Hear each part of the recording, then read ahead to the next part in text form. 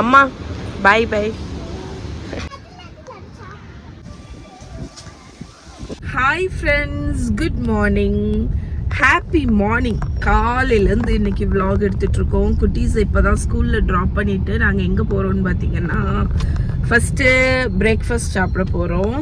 பிரேக்ஃபாஸ்ட்டை முடிச்சுட்டு சதீஷோட லைசன்ஸ் வந்து எக்ஸ்பயர் ஆகிடுச்சு. ஸோ அதை ரெனியூ பண்ணுறதுக்கு வேண்டி லைசன்ஸ் அந்த ஆஃபீஸ்க்கு போகிறோம். அந்த ஆஃபீஸ் பேர் ஆர்டிஓ ஆஃபீஸ்க்கு போகிறோம். ஸோ போயிட்டு அதுக்கப்புறம் இன்னைக்கு டே எப்படி போகுதுன்னு பார்க்கலாம்.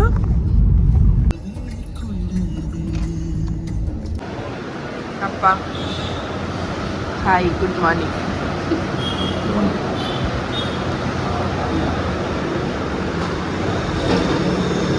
வந்தாச்சு தோசை. ஓகே, பிரேக்ஃபாஸ்ட் முடிச்சுட்டு வந்தாச்சுங்க. நான் இப்போ காரில் வெயிட் பண்ணிகிட்ருக்கேன். சதீஷ் பில் முடிச்சிட்ருக்காங்க. ஸோ உங்களுக்கு வந்து இந்த பாஸ்ட் மந்த் ஒரு குவிக் கேட்சப் பண்ணிடுறேன். பிகாஸ் பாஸ்ட் மந்த் ஃபுல்லாகிட்டு நமக்கு சைனா விலாக்ஸ் தான் ஓடிட்டே இருந்துச்சு. ஓகே ஃப்ரெண்ட்ஸ், நிறைய பேத்துக்கு டவுட் என்ன தெரியுமா இருந்துச்சு, நான் வந்து இன்னும் சைனாலேயே இருக்கீங்க, பசங்க ஸ்கூலுக்கு போகலையா அப்படின்னு. பிகாஸ் நான் வந்து சைனா விலாக்ஸ் எல்லாம் வந்து லாஸ்ட் 1 month ஃபுல்லாக 2 months ஃபுல்லாக சைனா விலாக் தான்.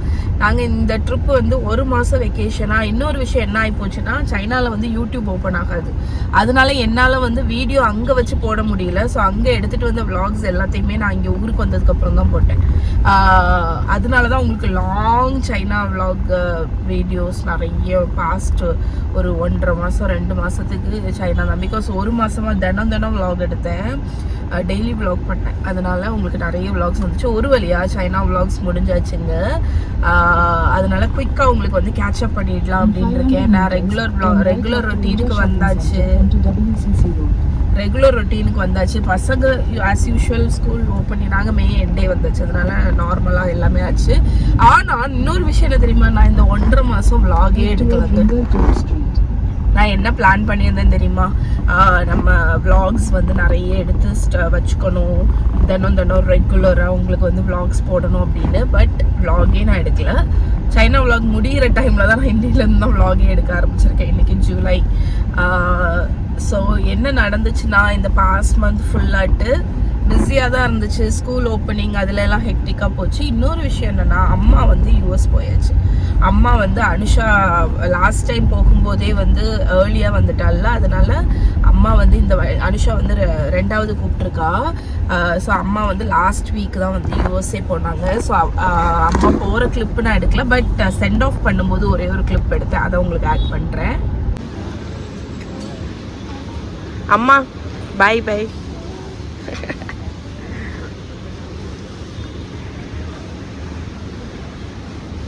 இவ்வளோதாங்க அப்டேட்டு. பெரிய அப்டேட்லாம் ஒன்றும் இல்லை. As usual routine. இனிமேல் நீங்கள் பார்க்கக்கூடிய விலாக்ஸ் எல்லாமே நம்ம வீட்டு கிச்சன்லேருந்து வரக்கூடிய விலாக் தான். Regular vlogs, daily vlogs. இந்த டைமில் உங்களுக்கு வந்து நிறைய குவெஸ்டின்ஸ் இருக்கும் இந்த சைனா ட்ரிப்பை பற்றி. ஸோ இந்த சைனா வெக்கேஷனை பற்றி உங்களுக்கு ஏதாவது குவெஸ்டின்ஸ் இருந்துச்சுன்னா இந்த வீடியோ கமெண்டில் ட்ராப் பண்ணுங்கள். நான் வீட்டில் போயிட்டு அந்த ஹோல் சைனா ட்ராவல் எப்படி பிளான் பண்ணுறது, எங்கே ஸ்டே பண்ணுறது, ஏன்னா சைனாக்குன்னு சில எசென்ஷியல்ஸ் கண்டிப்பாக இருக்குது. மற்ற ஊர் மாதிரி கிடையாது. அதுக்கு நீங்கள் ப்ரிப்பேர்டாக போகணும். அதெல்லாத்தையும் நான் உங்களுக்கு தனி வீடியோவாக போடுறேன். நான் பேசிக்ஸ் எல்லாத்தையும் வச்சு ஒரு வீடியோ போடலான்னு நினச்சேன். உங்களுக்குன்னு பர்டிகுலராக ஏதாவது கொஸ்டின்ஸ் இருந்துச்சுன்னா இந்த வீடியோவில் ட்ராப் பண்ணுங்கள். நான் அதையும் வந்து அந்த வீடியோவில் ஆட் பண்ணுறேன். ஓகே, எங்கள் ஊர் நாகர்கோயிலை பாருங்கள் எப்படி இருக்குன்னு. இயற்கை சூழ இங்கே பாருங்கள், ஒரு பெரிய இது போகுது, ஆறு. இங்கெல்லாம் புளி பார்க்கலாம்னா கலர், தண்ணி கலர் பச்சை. இதுன்னு சொல்லுங்கடா. My God.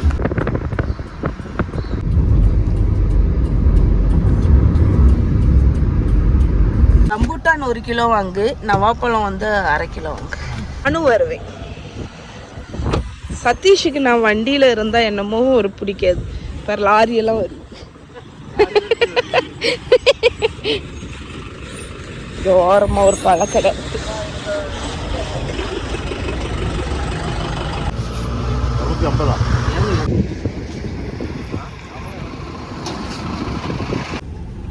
பத்தியா உனக்கு கூடயே வந்து நான் உனக்கு முன்னாடியே கார்ல ஏறி. எவ்வளவு? ரம்புட்டான் 300 ரூபா கிலோ. ஓகே. ஆப்பிளும் வந்து 200 ரூபா கிலோ. ஓகே. கொஞ்ச நேரத்துக்கு முன்னாடி தாங்க வீட்டுக்கு வந்தோம். வீட்டுக்கு வந்துட்டு நான் வந்து பென்னே தோசைக்கு ஊற வச்சுருக்கேன். இந்த ரெசிபி உங்களுக்கு தனி வீடியோவாக வருங்க, வெயிட் பண்ணுங்கள். செம்ம டேஸ்ட்டாக இருக்கும். அந்த பெங்களூர் கர்நாடகா சைடில் கிடைக்கும்ல தோசை, பென்னே தோசை செவச்சவேன்னு இருக்கும் தெரியுமா, அந்த தோசை. அந்த ரெசிபி வந்து கூடிய சீக்கிரம் போடுறேன். இப்போ நம்ம நவாப்பழத்தை எடுத்துடலாம். இந்த நவாப்பழம், ரம்பூட்டானு இதெல்லாம் வந்து சீசன் டைம் தான் கிடைக்கும். அதனால் எப்போ கிடைக்குதோ வாங்கி நல்லா ஆசை தீர சாப்பிட்ருங்க. நான் வந்து நவாப்பழம் எப்படி சாப்பிடுவேன்னு பார்த்தீங்கன்னா, நவாப்பழத்தை நல்லா வாஷ் பண்ணி ஒரு பவுலில் எடுத்துகிட்டு உப்பு கொஞ்சம் ஆட் பண்ணிக்கோங்க. ஒரு லிட்டை வச்சு மூடி நல்லா இதை வந்து ஷேக் பண்ணணும். நல்லா இந்த மாதிரி ஷேக் பண்ணிவிட்டு ஷேக் பண்ணால் என்ன ஆகும்னா ஹார்டாக இருக்கிற நவாப்பழமுமே சாஃப்ட் ஆகிடும். அதுக்கப்புறம் அதை சாப்பிட்டு பாருங்கள், சூப்பராக இருக்கும். சில பேர் இதில் வந்து பிளாக் சால்ட்டு, சாட் மசாலாலாம் நார்த்து சைடில் போடுவாங்க. பட் எனக்கு எங்கள் அம்மா வந்து இந்த மாதிரி தான் உப்பு போட்டு நல்லா குளுக்கணும். சில சமயம் நவாப்பழம் வந்து கொஞ்சம் ஃபேமாக இருக்கும் தெரியுமா. சரி, நீங்கள் உப்பு போட்டுட்டு நல்லா இன்னுமே நல்லா ஷேக் பண்ணணும். அப்போ சாஃப்ட் ஆகிடும், சூப்பராக இருக்கும். ஸோ நல்லா உப்பு போட்டு ஊற வச்சுருக்கேன். பார்த்தீங்களா எந்த அளவுக்கு சாஃப்ட் ஆகிடும். ஃப்ரெண்ட்ஸ், இன்றைக்கி லேட்டாக தான் நான் வந்தேன்ல, அதனால் லன்ச் வந்து பண்ண முடியல. சம்டேஸ் எனக்கு வந்து டைம் இல்லை அப்படின்னா நான் என்ன பண்ணுவேன்னா ரைஸை மட்டும் வச்சுருவேன். கறியும் குழம்பும் வந்து வெளியே ஆர்டர் பண்ணிடுவேன். இன்றைக்கி வந்து ஷெரோஸ் ஹோம் ஃபுட் அப்படின்னு ஒரு கடையில். இது வந்து என்னென்னு பார்த்தீங்கன்னா பூசணிக்காய் கூட்டுன்னு நினைக்கிறேன். அதுக்கப்புறமா இது வந்து புளிக்குழம்பு, வத்த குழம்பு. அதுக்கப்புறம் வெண்டைக்காய் பொரியல். ஸோ 3 வாங்கிட்டேன். இன்ஸ்டன்ட் பாட்டில் காலையிலேயே பசங்களுக்கு வந்து ரைஸ் வச்சுட்டேன்னா அதனால் அது ரெடியாக இருக்குது. ஸோ கறி மட்டும் வாங்கிட்டேன் நான். ஓகே ஃப்ரெண்ட்ஸ், ஸோ இது வந்து நெக்ஸ்ட் டே ஆஃப்டர்நூன். நான் வந்து ஆக்சுவலி நான் காலையிலேருந்து என்ன பண்ணிகிட்டு இருந்தேன், கொஞ்சம் பிஸி ஆகிட்டேன். ஒரு பிராண்டு ஷூட் இருந்துச்சு. நான் சொல்லியிருந்தேன்னா பென்னே தோசை ரெசிபி உங்களுக்கு வந்து செஞ்சு காணிக்கிறேன்னு, அந்த ஷூட் இருந்துச்சு. ஸோ அதில் பிஸி ஆகிட்டேன்னா லஞ்சுக்கு வந்து என்ன பண்ணலாம்னு நினைக்கும் போது நேற்று சிக்கன் வாங்கியிருந்தேன், அது இருந்துச்சு. சரி ஓகே, சிம்பிளாக சிக்கன் பிரியாணி வச்சு முடிச்சிடலாம் அப்படின்னு நினச்சிட்டு நான் ஒரு இப்போ மணி வந்து 12:45 இருக்கும். வந்து லஞ்சு டக்குன்னு பண்ணிடலாம், 1 பாட்டாக தான் பண்ணலாம் அப்படின்னு நினச்சேன். பண்ணலான்னு வந்து பார்க்குறேன், ரைஸ் ரொம்ப குறவாக தான் இருக்குது, பாஸ்மதி ரைஸு. அதனால என்ன பண்ணிட்டேன்னா சரி எப்படியும் பத்தாது, ஒரு 1.5 கப்பு கிட்ட தான் இருக்குது. ஸோ அதை ஊற போட்டு அதில் சிக்கன் பிரியாணியும் இன்ஸ்டன்ட் பாட்டில் வந்து பிளெயின் ரைஸும் வச்சுட்டேன். அதனால் தயிர் சாதமும் வச்சிடலாம் அப்படின்னு. ஸோ சிக்கன் பிரியாணி கொஞ்சம் ரைஸ் இருக்கிறதுனால நான் ரொம்ப எஃபர்ட் போட போகிறதில்ல, கொஞ்சம் டிஃப்ரெண்ட்டான ஒரு ரெசிபி பண்ண போகிறேன். இந்த 1 பாட் சிக்கன் பிரியாணி அப்படின்னு. இது வந்து ஆக்சுவலி இந்த பிரியாணி வந்து ப்ரெஷர் குக்கரில் பண்ணுறது ஈஸி, பட் ஸ்டில் இது அதை விட ஈஸி.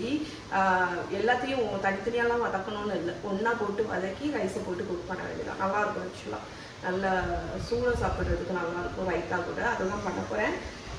அண்ட் சீரியஸ்லி சொல்கிறேங்க, என்னோட இது வந்து என்னன்னு பார்த்தீங்கன்னா ஒரு ஒர்க்குன்னு இறங்கிட்டேன்னா அதை ஃபுல் ஃப்ளெஜ்டாக பண்ணுவேன். ஆனால் அது இறங்குறது ரொம்ப கஷ்டம். இந்த விளாகிங்கும் அப்படி தான். நேற்று ஆக்சுவலி நான் சொன்னேன்ல சைனா விளாக்லாம் முடிச்சுட்டு, சைனா விளாக் பார்த்தீங்களா டோட்டலாக 33 விளாக் போட்டிருக்கேங்க. எனக்கே என்ன நினச்சி பெருமையாக இருந்துச்சு. ஸோ சைனா விளாக் முடிச்சுட்டு திருப்பி ரெகுலர் விளாகிங் வர்றது எவ்வளோ கஷ்டமாக இருக்குது தெரியுமா. நேற்று மார்னிங்லேருந்து மத்தியானம் வரைக்கும் கொஞ்சம் விளாக் பண்ணேன், அதுக்கப்புறம் பண்ணவே இல்லை சுத்தமாட்டு. அதனால சரி ஓகே உங்களுக்கு ஒரு ரெசிபி காணிச்ச மாதிரி இருக்கும் அப்படின்னு சொல்லிட்டு இந்த பிரியாணி பண்ண போகிறேன். ஸோ வாங்க பண்ணலாம். ஓகே, ஸோ இது 1 பாட் மாதிரின்னு சொன்னேன் தெரியுமா. நான் வந்து சிக்கனை நல்லா வாஷ் பண்ணி இந்த பவுலில் எடுத்துருக்கேன். ஸோ இதில் தண்ணி கட்டி இருக்கு, கொஞ்சம் தண்ணி வச்சுருக்கேன்.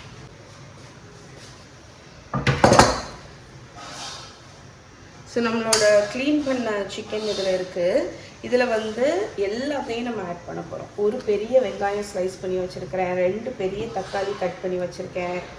அதுக்கப்புறமா இந்த மிக்ஸி ஜாரில் என்ன இருக்குதுன்னு பார்த்தீங்கன்னா இஞ்சி, பூண்டு, பச்சை மிளகா, கொத்தமல்லி கீரை இவ்வளோத்தையும் அரைச்ச விழுது, அதை ஆட் பண்ணிடுங்க. ஸோ இது வந்து நல்ல ஒரு ஃப்ளேவர் கொடுக்கும். நம்ம வந்து பொடி ஐட்டம்லாம் ஆட் பண்ண போகிறோங்க. லிட்ரலி எல்லா பொடியும் ஒன்றா ஆட் பண்ணிட வேண்டியதான். உங்கள் காரத்துக்கு தகுந்த மாதிரி சில்லி பவுடர், அதுக்கப்புறமா மஞ்சப்பொடி. மஞ்சப்பொடி வந்து ஒரு 1/2 டீஸ்பூன் போதும். அதெல்லாம் ரொம்ப ஆட் பண்ணணும்னு இல்லை, ஒரு மாதிரி ஒரு ஸ்மெல்லு வந்துடும். அதுக்கப்புறமா ஜீரகத்தூள் ஒரு 1 டீஸ்பூன் ஜீரா பவுடர், கரம் மசாலா. இது வந்து நாங்கள் எங்களோட கரம் மசாலா. அண்ட் நிறைய பேர் வந்து எனக்கு மெசேஜ் பண்ணிகிட்ருக்கீங்க. ஆக்சுவலி நாங்கள் இன்னும் இந்த ஹெல்த் மிக்ஸ் கரம் மசாலா பண்ண ஆரம்பிக்கலை. ஸோ அது பண்ணும்போது நான் உங்களுக்கு மெசேஜுக்கெல்லாம் ரிப்ளை பண்ணுறேன். அதுக்கப்புறம் கொத்தமல்லி பொடி அது ஒரு 2 டீஸ்பூன். சரியா, பொடி ஐட்டம்லாம் ஆட் பண்ணியாச்சு. அப்புறம் வந்து லெமன் ஜூஸ். இதுக்கு நான் தயிர் ஆட் பண்ண போகிறதில்ல, அதனால நான் என்ன பண்ண போகிறேன்னா ஒரு ஃபுல் லெமனே ஆட் பண்ணிட போகிறேன். அதுக்கப்புறமா உப்பு.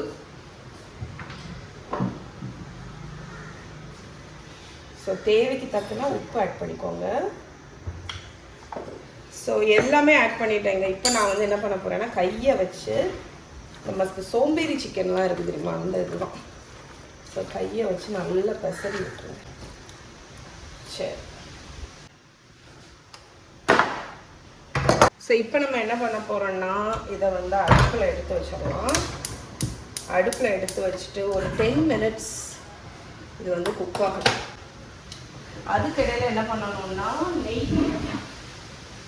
ஸோ நான் வந்து இப்போ ரீசெண்டாக இந்த பஃபலோ கீ வந்து அன்வேஷன் அப்படிங்கிற ஒரு பிராண்ட்லேருந்து வாங்கினேங்க. பஃபலோ கீ எப்படி இருக்குன்னு பார்த்தீங்கன்னா இந்த மாதிரி வெள்ளையாக க்ரீமியாக இருக்கும், நல்லா இருக்குது, பரவாயில்ல. ஸோ அதில் வந்து ஒரு 3 டேபிள் ஸ்பூன் நீங்கள் வந்து இதில் ஆட் பண்ணிடுங்க. அது வந்து அதுலேயே வந்து அந்த சிக்கன் குக் ஆகணும். ஸோ நல்லா இதை வந்து பெரட்டி விட்டுருங்க. அந்த நெய்யும் இதுவும் சேர்ந்து நல்லா குக் ஆகட்டும் ஒரு 10 நிமிஷம். ஏன்னா வந்து இதில் பொடியெல்லாம் போட்டிருக்கோமா, அந்த ஸ்மெல்லெல்லாம் கொஞ்சம் போகணும். அதனால் அது சேர்ந்து கடந்து குக் ஆகட்டும். மீன்வைல் நான் வந்து பாஸ்மதி ரைஸை வந்து நல்லா கழுவி தண்ணியில் வந்து ஒரு ஊற வச்சுருக்கேன். ஸோ இது வந்து ஊறட்டும். ஓகே ஃப்ரெண்ட்ஸ், நம்மளோட இதை பாருங்கள், நம்ம மசாலா பாருங்கள், நல்லா ஒரு 10 நிமிஷம் குக் பண்ணதுலேயே வந்து தக்காளி எல்லாமே நல்லா குக் டவுன் ஆகி ஒரு கிரேவி மாதிரி ஆயிடுச்சு. ஸோ இந்த டைமில் நம்ம வந்து ஃபஸ்ட்டு வந்து லிக்விட் இது வந்து ஆட் பண்ணலாம். அதாவது 1 கப் அரிசிக்கு 1.25 கப் வந்து தண்ணி, அந்த கணக்கில் விடலாம். அதாவது 2 கப்பு தண்ணியும் 1 கப் பாலும். ஃப்ரெண்ட்ஸ், நான் உங்களை குழப்பாமல் அளவு சொல்கிறேன். 1 கப் அரிசிக்கு 1.5 கப்பு தண்ணிங்க. அதில் நீங்கள் 1/2 கப் பாலும் 1 கப் தண்ணியும் விடலாம். ஓகே, ஸோ இதுதான் அளவு. அந்த 1/2 கப் பாலுக்கு பதில் நீங்கள் 1/2 கப் தேங்காய் பால் கூட விடலாம். ஸோ இதுதான் அளவு. நீங்கள் எவ்வளோ கப் அரிசி போடுறீங்களோ அதுக்கு தக்கன அட்ஜஸ்ட் பண்ணிக்கோங்க. ஓகே, அண்ட் இன்னொரு விஷயம், இது வந்து கொஞ்சம் நல்ல குக்கான பிரியாணி மாதிரி இருக்கும். உங்களுக்கு சப்போஸ் உதுராக வேணும்னு நினச்சிங்கன்னா 1 கப் அரிசிக்கு 1.25 கப்பு, அதுதான் தண்ணியோட அளவு. இப்போ நம்மளோட இது வந்து நல்லா கொதிக்க ஆரம்பிச்சிருச்சு. இப்போ நம்ம ரைஸ் வச்சுருக்கோம்ல, ஊற வச்ச அரிசி, அதை நல்லா வடிகட்டி ஆட் பண்ணிக்கோங்க. ஸோ நீங்கள் வந்து நான் என்ன பாஸ்மதி ரைஸ் யூஸ் பண்ணேன்னு நினச்சிங்கன்னா, இது வந்து இந்தியா கேட் கிளாசிக். நான் எப்போவுமே அதுதான் வாங்குவேன். அந்த ஒரு ப்ரௌன் மாதிரி பேக் இருக்கும் தெரியுமா, அது. ஸோ இப்போ ரைஸ் ஆட் பண்ணிவிட்டு நல்லா கலந்துட்டு இது வந்து ஒரு 5 நிமிஷம் கொதிக்கணுங்க. சரி, என்கிட்ட நிறைய பேர் வந்து இந்த பிரியாணி வந்து ப்ரெஷர் குக்கரில் பண்ணும்போது அடி பிடிக்குது அக்கா அப்படின்னு சொல்லியிருக்கீங்க. ஈவன் என் தங்கச்சி அஞ்சனா கூட என்கிட்ட சொல்லுவாள் அந்த இஷ்யூ இருக்குது அப்படின்னு. அதுக்கு வந்து மெயின் இது என்னன்னு பார்த்தீங்கன்னா, சில பேர் என்ன பண்ணுவாங்கன்னா, இது கொதிச்சதுக்கப்புறம் அரிசியை போட்டுட்டு இப்படி இருக்கும்போதே டக்குன்னு ப்ரெஷர் குக்கரை மூடி குக் பண்ணிடுவாங்க. அப்படி பண்ணக்கூடாது. நீங்கள் என்ன பண்ணணும்னா, இப்போ பார்த்தா உங்களுக்கு என்ன தெரியுது, இந்த மேலே வந்து இப்படி குழம்பு மாதிரி இருக்குது, அடியில் வந்து அரிசி கொதிச்சிட்ருக்கு. ஸோ என்ன பண்ணணும்னா, ஒரு 4லேருந்து 5 நிமிஷம் நீங்கள் இதை வந்து கொதிக்க விடணும். ஸோ இப்படி தண்ணி மேலே இருக்கிற மாதிரி தெரியுதில்ல, அது போய் மேலே ஃபுல்லாக அரிசியாக இருக்கிற மாதிரி தெரியும். நான் அந்த ஸ்டேஜ் காணிக்கிறேன். அந்த ஸ்டேஜ் வரும்போது நீங்கள் மூடி ஒரு விசில் வச்சுட்டு எடுத்தீங்கன்னா எப்போவுமே உங்கள் வெஜிடபிள் பிரியாணியாக இருந்தாலும் சரி, சிக்கன் பிரியாணியாக இருந்தாலும் சரி, பொலன்னு வருங்க. சரி, நான் சொன்ன ஸ்டேஜ் இது தாங்க. பாருங்கள், ரைஸும் இதுவும் குழம்பும் ஒன்று போல் வந்துருச்சு பார்த்தீங்களா. ஸோ இந்த டைமில் நீங்கள் வேணும்னா 1 ஸ்பூன் நெய் ஊற்றிக்கலாம். இந்த டைமில் நம்ம குக்கரை மூடி ஒரு விசில் மீடியம் ஃப்ளேமில், ரொம்ப ஹை ஃப்ளேம் வேண்டாம், ஓரளவுக்கு மீடியம் ஃப்ளேமில் 1 விசில். சப்போஸ் குக்கரில் விசில் வரலன்னு ஃபீல் பண்ணுறீங்க அப்படின்னா ஒரு 6லேருந்து 7 நிமிஷம் வச்சுட்டு அணைச்சிருங்க, அவ்வளோதான். கையோடி நம்ம தயிர் சாதம் பண்ணிடுவோம். நல்ல குழைவாக ரைஸை வேக வச்சு வச்சுருக்கோம்.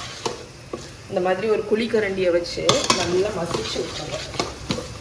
இந்த ஹீட்டெல்லாம் கொஞ்சம் வெளியே போகணும். நான் என்ன பண்ணுவேன்னா கொஞ்சம் உப்பும் போட்டு, வேணும்னா நெய்யோ பட்டரோ நீங்கள் ஆட் பண்ணிக்கலாம். அதையும் போட்டு நல்லா மசிச்சு இருக்கட்டும். இது வந்து கொஞ்சம் ஆறுனதுக்கப்புறம் தான் நம்ம தயிரும் இதுவும் விடணும். ஸோ இந்த மாதிரி குலைவாக இருக்கணும்.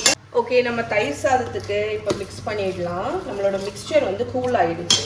ஸோ ஃபர்ஸ்ட்டு வந்து நம்ம என்ன ஆட் பண்ணணும்னு பார்த்தீங்கன்னா பால். ஸோ பால் ஊற்றி நீங்கள் வந்து கன்சிஸ்டன்சி அட்ஜஸ்ட் பண்ணிக்கோங்க.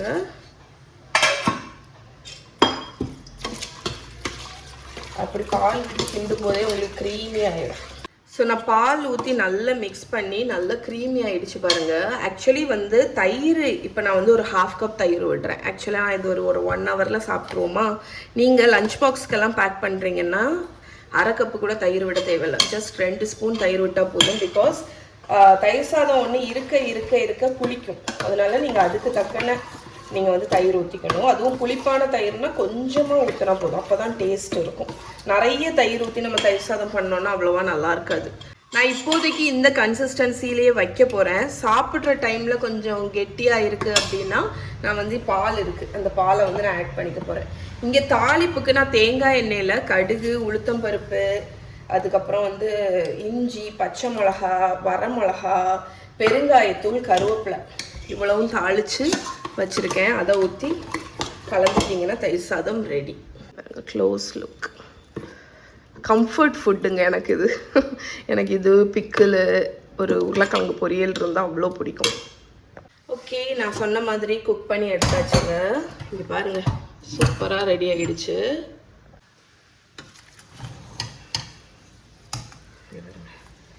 Okay, lunch is சர்வ்டுங்க.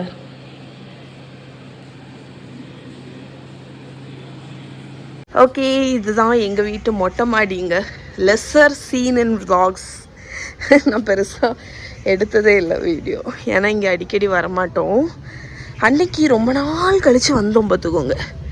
என்ன தெரியுமாச்சு, இங்கே ஒரு எங்கள் வீட்டு மாங்காய் மரம் ஃபுல்லாக இங்கே சரிஞ்சு ஃபுல்லாக பார்த்தீங்கன்னா எறும்பு கூடு, நல்லா இந்த இலையெல்லாம் மடக்கி கூடு.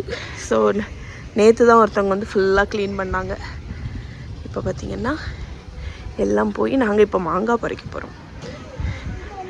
நிறைய மாங்காய் அங்கே காய்ச்சிருக்கு. ஸோ பறிச்சா பழுக்க வைக்கலாம். இந்த கம்பு வந்து நான் அமேசானில் வாங்கினேன், மேங்கோ ட்ரீ ப்ளக்கர் அப்படின்னு.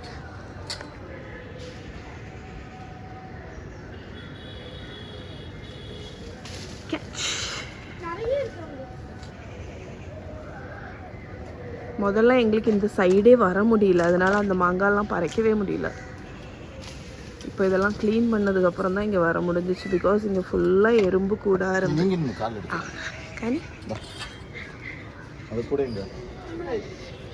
வருங்க. பார்க்குறதுக்கு மரத்தில் இருக்கும்போது சின்னதாக தெரியுது, ஆனால் பறிச்சதுக்கப்புறம் தான் அவ்வளோ பெருசு. பழுக்க வைக்க ஏற்ற மாங்காய்.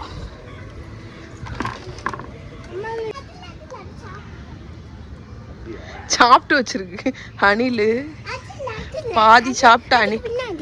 எதுக்கு பின்னாடி என்ன இருக்குவாங்க, பாதியை அது ஃபுல்லாக சாப்பிட்டா தான் என்ன பார்த்தீங்களா, பாதியை சாப்பிட்டுட்டு கரம்பி வச்சிருக்கு.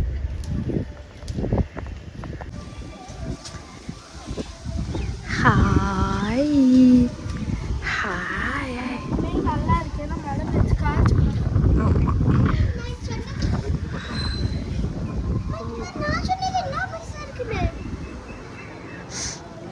சூப்பர். ஆக்சுவலி இங்கே இந்த மரம் இருக்குல்ல, அங்கேயும் ஒரு மாங்காய் மரம் இருக்குது. அங்கே நிறைய கிளி வரும் பார்த்துக்கோங்க. கிளியெல்லாம் இங்கே நிறைய நான் பார்த்துருக்கேன் இந்த மரத்தில். மாங்காய் மரம் வளர்ந்து இந்த மதிலை வந்து இடிச்சிருக்கு பாருங்க. இந்த கம்பு, இந்த கம்பு வந்து இடிச்சிருக்கு. கொஞ்ச நாள் நாங்கள் கிட்ட போகாததுனால கவனிக்கவே இல்லை. ஓகே ஃப்ரெண்ட்ஸ், ஸோ இதோடு இன்னைக்கு வீடியோ வைண்ட் அப் பண்ணிக்கிறேன். எல்லாரையும் நாளைக்கு வெயிட் பண்ணுறேன். பாய்.